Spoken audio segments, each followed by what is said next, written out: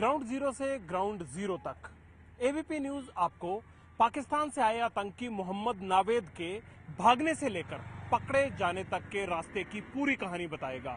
खुद ABP news पहुंचेगा उस जगह जहां नावेद पकड़ा गया था, लेकिन पहले ये कहानी होती है इसी जगह से जहां बीएसएफ की बस पर फायरिंग करने के बाद मोमीन मारा गया। बीएसएफ के सैनिकों ने उसे बीच सड़क के मार गिराया और उसका साथी मोहम्मद नावेद बचकर भाग निकला।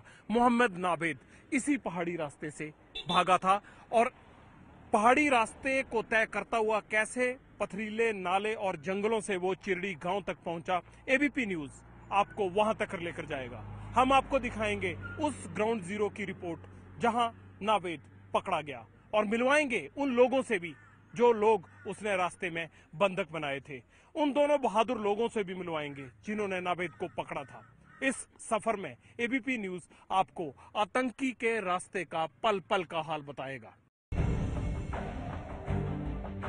मैं इस वक्त मौजूद हूं जम्मू श्रीनगर हाईवे पर, ठीक उस जगह जहां पर बीएसएफ की बस पर दोनों पाकिस्तान से आए आतंकियों ने फायरिंग की थी। इस जगह का नाम है नरसू और जहां ये गाड़ियां पार्क की गई हैं यहीं पर बीएसएफ की बस खड़ी की गई थी और यहां पर आतंकियों ने जिस दिशा में मैं खड़ा हूं यहां से फायरिंग शुरू कर दी।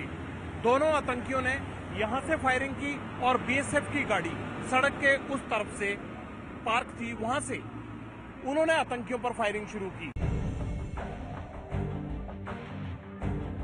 श्रीनगर नेशनल हाईवे पर बीएसएफ की गाड़ी पर फायरिंग करने के बाद नावेद किस रास्ते से भागा और कैसे वो चिरडी गांव पहुंचा, उसी रास्ते पर हैं हम। और जहां उसने पहले बंधक बनाया एक शख्स को, वो शख्स हमारे साथ हैं इस वक्त। वो आज भी वहीं खड़े थे जहां पर उन्हें 2 दिन पहले नावेद ने बंधक बनाया था और वो पहले बंधक थे जब फायरिंग करने के बाद रास्ते में उन्हें गन पॉइंट पर अपने साथ लिया। क्या नाम है आपका? देशराज। देशराज जी, आपको कैसे बंधक बनाया गया और आप उस वक्त क्या कर रहे थे जब आपको वो टेररिस्ट दिखाई दिया? जब हम बैठे हुए थे ना तो हमने इस साइड मुंह किया हुआ था, वो पीछे से आके उसने मेरे इधर रख दी गन। अच्छा। बोला उठो, मैं नंगे पाँव था। हाँ। मैं चप्पल पहन के आता हूँ। बोलता नहीं, मेरे बूट उठाओ। कैसे गन कैसे लगाई? गन इधर लगाई हुई थी, इस साइड मेरे को लगाई इधर। जहाँ से आपकी पीठ थी वो पीछे से आया? हाँ, पीछे से आया था। आप कहाँ बैठे थे? हम इस पत्थर पे बैठे थे। ये जो पत्थर दिखाई दे रहा हाँ है? जी, हाँ जी। और आपका मुंह इधर ही था जहाँ हम खड़े हाँ, इस साइड। वो पिछली साइड से आया? पिछली साइड से आया वो। तो आपने गन, जब उसने गन लगाई और देखा तो आपको कैसा शख्स नजर आया पीछे खड़ा? हमने देखा, मैं क्या हो सकता है नीचे फायरिंग चल रही थी, कोई बीएसएफ का जवान होगा बिना वर्दी के। जब उसने हमको बोला चलो हमारे साथ जल्दी, फिर हमने सोच लिया भी ये ना बीएसएफ वाले, ना पुलिस वाले, ना फौजी है, तो मेरे को ऊपर तक छोड़ के आओ। फिर हम उधर से चले पड़े। फिर ऊपर जाके ये हरकेश भी मिल गए और दूसरे भी मिल गए, फिर इनको भी उठा लिया। फिर ऊपर जाके एक लेबर का बंदा आ रहा था, उसको भी उठा लिया उसने। कैसे आपको क्या बोलता था कि साथ चलो मेरे, नहीं तो गोली मार दूंगा? हाँ, गोली मार दूंगा, नहीं तो तुम्हारे बच्चों को लाल कर दूंगा। फिर आपको उसकी भाषा समझ आती थी? नहीं सर, कहाँ आती थी, मेरे सर पे बातें करता था तब आती थी। किसी टाइम आ जाती थी, किसी टाइम में पंजाबी में बात करता था वो। तो जब आपको यहाँ से लेके गया तो किस रास्ते से लेके गया? बस उसी रास्ते से ऊपर से इस साइड से नहीं। मैंने बोला ये रास्ता है, इस इधर से चलते हैं। बोलने लगा नहीं, हमने जंगल से रास्ते जैसे जाना है। अच्छा। फिर उधर से ऐसे चढ़े तो ऊपर ये मिल गए थे जो दोनों लड़के। इनको क्या कहा उन्होंने फिर? इनको बस बोला ये एक था ना, वो नीचे था, एक ऊपर था थोड़ा सा। उस बोलने लगा ये कौन है? हमने बोला हमारे मेहमान आए हुए हैं जम्मू से, ये हमारे घर में आए हुए हैं, हमें मेहमान है, इनको मैं रहने दो। इनको बोले नहीं, इनको भी साथ में ले लो। उनको बोला जल्दी आओ। फिर वो भी आ गए, उनके पर भी गन रख दी। फिर वो भी चल पड़े। ऊपर से दूसरा लड़का आ रहा था रकेश, इसको भी बोला भाई कहाँ जा रहा है? बोले मैं काम पे जा रहा हूँ। तो बोला नहीं, काम पे नहीं जाना, चलो मेरे साथ। बस वो भी चल पड़ा।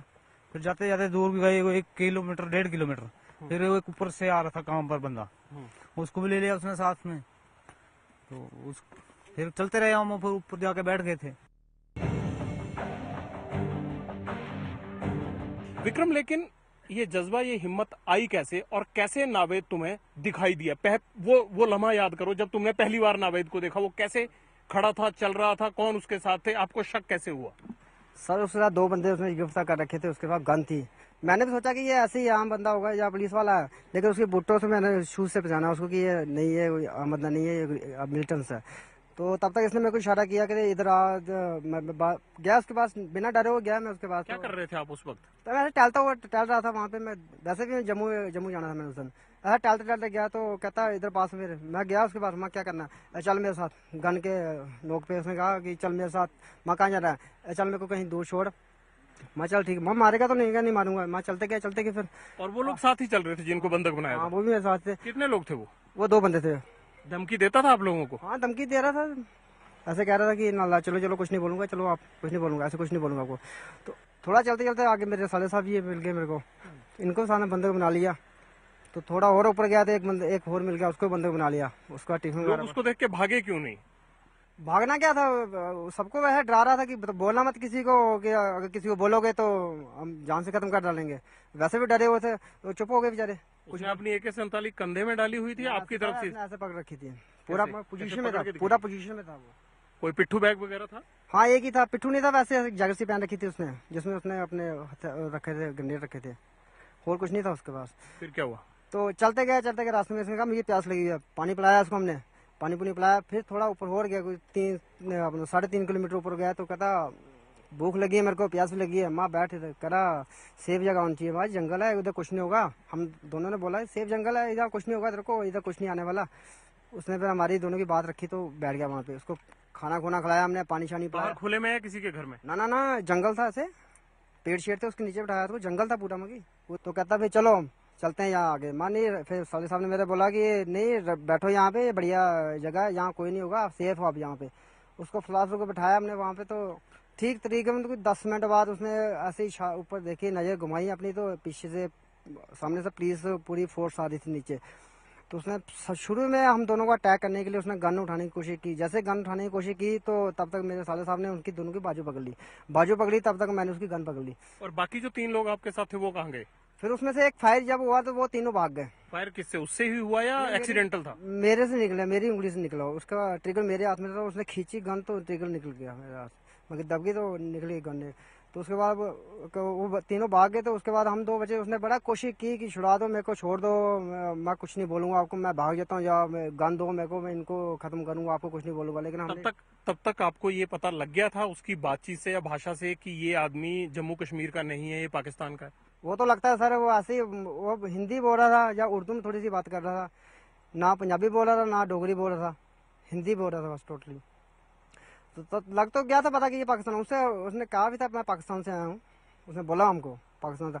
तब तक पुलिस नीचे आ गई, मगर आधे पौने घंटे में पुलिस नीचे आई। तब तक हमने इसको अच्छी तरह से दबोच रखा। इन्हें बड़ी कोशिश की छूटने की, लेकिन हमने पूरी हिम्मत के साथ, दोनों जीजा साला ने हिम्मत रखी पूरी, बात माता की सेवा करने के लिए पूरा कुछ किया हमने।